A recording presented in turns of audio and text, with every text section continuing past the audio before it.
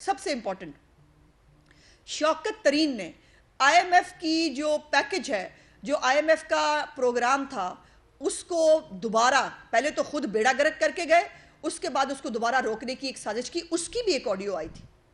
उसके अंदर जो है दो वज़राए ख़जाना से, सूबाई वज़राए ख़जाना से वो बात कर रहे थे और कह रहे थे कि इसके खिलाफ लेटर लिखो ताकि पाकिस्तान को आईएमएफ का प्रोजेक्ट जो है प्रोग्राम ना मिले। इसके ऊपर किसी ने जवाब लिया? इसके ऊपर किसी ने जवाब देने की जहमत गवारा की? हम तो देंगे अल्हम्दुलिल्लाह, अपने हर एक एक्शन के जवाब दे भी हैं और जवाब देंगे भी, लेकिन इमरान खान से जवाब कौन लेगा? मैं मुतालबा करती हूँ वज़ीर आज़म पाकिस्तान से कि जो कमेटी बनाई जाए जो इसकी तहकीकात करे, उसके अंदर इमरान खान को बुलाया जाए, क्योंकि इमरान खान ने एक मजमा आम के अंदर इस बात का एतराफ़ किया है और कहा है कि उनके नॉलेज में है कि कितने जो है वो कौन सी नई ऑडियो आ रही है। वो किसी और की ऑडियो का इंतज़ार कर रहे थे, अपना पता नहीं लगा कि अपना साइफर उड़ा के रख दिया। सो वो तो एक तो इमरान खान को बुलाया जाए, दूसरा फवाद चौधरी को भी और असद उमर को बुलाया जाए, जो इसकी बोलियां बता रहे हैं। उनको कैसे पता है कहाँ बोलियां लग रही हैं? उनको इसके बारे में इंफॉर्मेशन कौन दे रहा है? और अगर ये इतने मुहब्बत वतन पाकिस्तानी हैं तो इनको ज़रूर तहकीकाती कमेटी के अंदर पेश होना चाहिए ताकि ये आकर जवाब दें और बताएं कि इनका इस खेल में रोल क्या है और क्या ये खेल इन्हीं का रचा हुआ नहीं है। लेकिन मैंने कल परसों भी कहा था कि ये हवा किसी की नहीं। अगर आप जो है वो सिर्फ मरियम नवाज साहिबा के एक जो है वो दामाद के एक प्लांट के ऊपर आपकी जो है वो आपने पूरा एक नैरेटिव बिल्ड करने की कोशिश की, उसका हमने जवाब दे दिया। लेकिन मुझे उम्मीद है इमरान खान इतनी जुर्रत करेगा कि अब खुद चमचे करछे नहीं, खुद बाहर आएगा और आकर जवाब देगा कि पाकिस्तान को ये साइफर नामी 2 नंबरी के पीछे क्यों लगाया था, पाकिस्तान की कौम के साथ झूठ क्यों बोला, ये पाकिस्तान के खिलाफ साजिश का नैरेटिव क्यों बनाया जिससे पाकिस्तान को आपने सिफारती तौर पर तन्हा कर दिया। ये जराइम छोटे जराइम नहीं हैं। इमरान खान को इन चीज़ों का जवाब देना पड़ेगा।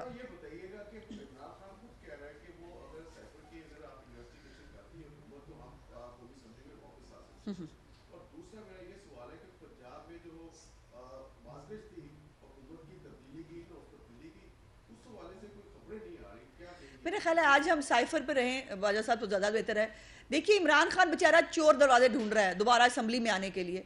अब इस ऑडियो लीक के बाद तहकीकात की ज़रूरत है। खुद बताइए मुझे, आप एक बाशऊर सहाफ़ी हैं, जब आप वो ऑडियो के अंदर खुद बता रहा है कि तारीख भी पहले की डाल दो। हाँ, ये भी इंपॉर्टेंट बात था कि तारीख जो है कह देंगे कि पहले की डाल दी थी जब तरीके अदम एतमाद आ रही थी, क्योंकि उसको नेक्स करना था एक साजिश के साथ। अब खुद इतराफ़ है जुर्म के बाद किसी तहकीकात की ज़रूरत है। इमरान खान को थूका हुआ चूट चाटने की आदत है और वही उसने 126 दिन के धरने के बाद भी किया था कि वैसे असम्बलियों से इस्तीफे दिए हुए थे, लेकिन अलवी साहब समेत सारे जो है वो लॉजेस में भी रहते थे और गाड़ियां भी स्टैंडिंग कमेटियों के इस्तेमाल करते थे और उसके बाद आके असम्बली में भी बैठ गए थे। तो वो चोर दरवाज़ा ढूंढ रहे हैं। साइफर तो आज के मैं समझती हूँ कि इस ऑडियो के बाद, और अभी पार्ट 2 आना है, बाय द वे सुना है पार्ट 2 जो कि लिखा हुआ है उसके ऊपर पार्ट 1 है, पार्ट 2 आना है। तो अब साइफर तो दी एंड है और साइफर के साथ इमरान खान की बैरूनी साजिश और अमेरिका साजिश ड्रामा भी दी एंड है। और इसके बाद मैं समझती हूँ कि तहकीकात इमरान खान के दिमागी तवाज़ुन की होनी चाहिए। इमरान खान साहब के जो है वो इस बात की होनी चाहिए कि इमरान साहब किस एजेंडे पे हैं, वो पाकिस्तान के साथ करना क्या चाहते हैं। सफारती जो है ताल्लुकात ख़राब करके पाकिस्तान को तनहा करके इमरान खान साहब किसका पर्पस सर्व कर रहे हैं। अब इसकी तहकीकात की ज़रूरत है, साइफर की तहकीकात की ज़रूरत नहीं।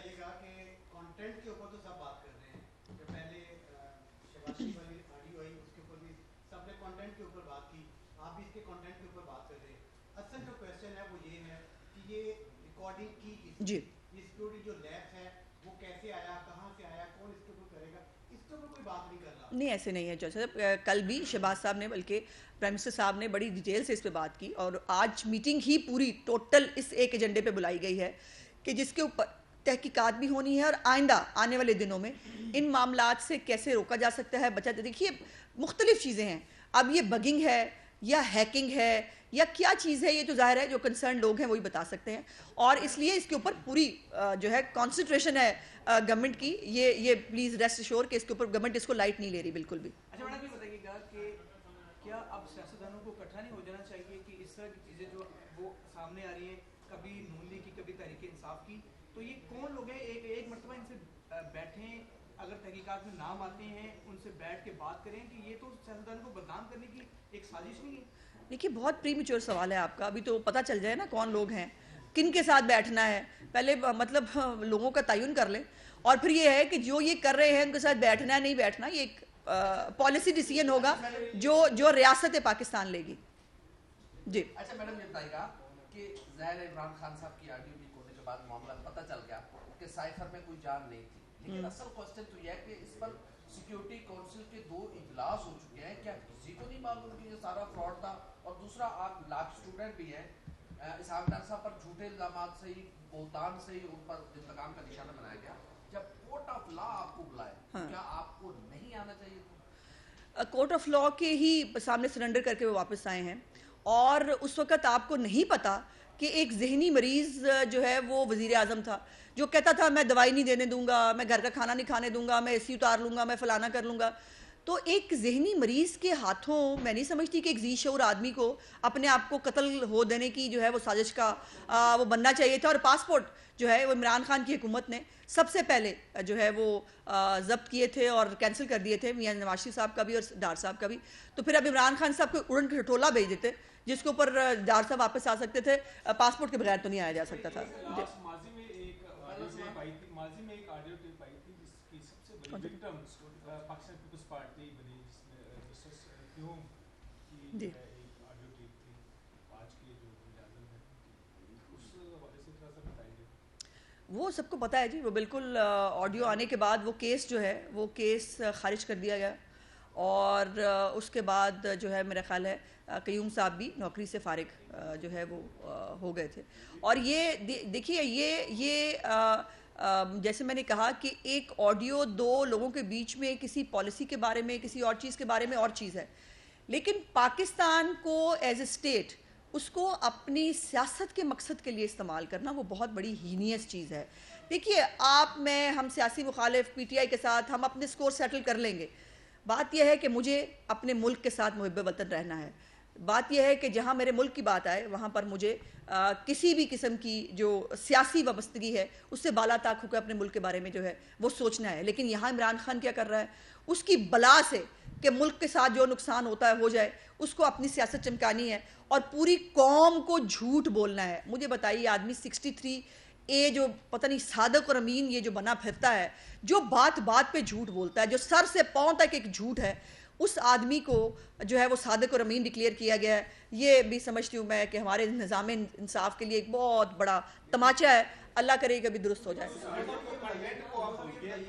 कंटेंट मुझे याद है जी, मैंने इस बात कर ली।